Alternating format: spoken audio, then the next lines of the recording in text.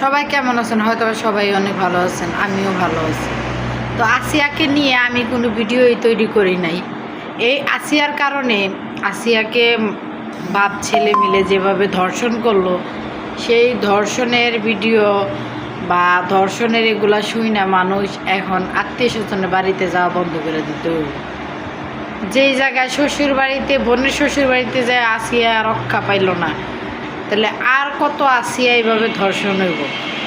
আর কত আসিয়া এমনি বিশ্বাস করব যে আমি আমার বোনের শ্বশুর বাড়িতে যাবো কীভাবে? তারা তো বিশ্বাস করতে পারবো না।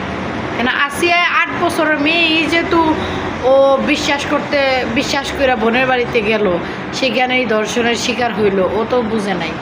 আর এখানে অনেকেই দেখি জামা কাপড় নিয়ে, আরে ভাই জামা কাপড়েই যদি এত সমস্যা হইতো, তোমাকে চোখ কী করছিলা? তোমাকে চোখে একটু লজ্জা করলো না যে আমার মেয়ের মতো, নাতির মতো এটার কীভাবে ধর্ষণ করি?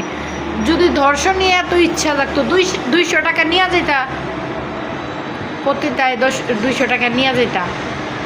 আসিয়ারে ধর্ষণ করার তো কোনো দরকার ছিল না তোমাদের ঘরেও তো বউ ছিল, তাই না? যদি বউ না থাকতো তাহলে বুঝতাম। আর তোমাদের যদি এতই খাইছিল তাহলে তোমরা অন্যখানে যাইতা। তোমরা 8 বছরের মেয়ের কাছে কি পাইলা? দর্শন করলা তো করলা, মানে এমন বাজেভাবে দর্শন করলা যা কিনা একবার দুনিয়া থেকে উঠাই নিলা। আসলে আমার এই কথাগুলা কোন পর্যন্ত পৌঁছাবো আমি জানি না।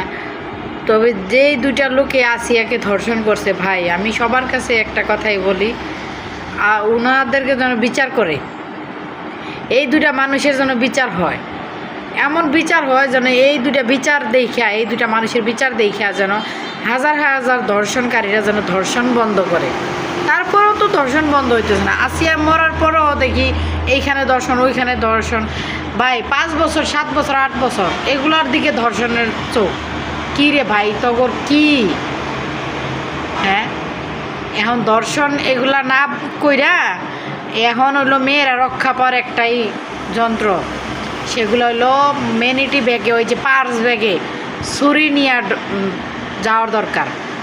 দর্শন করতে আসবা, একবার বেলেট দিয়ে কাইটা দেও, তাহলে ধর্ষণের বিচার পাইবা। এছাড়া তো ধর্ষণের বিচার পাইবা না।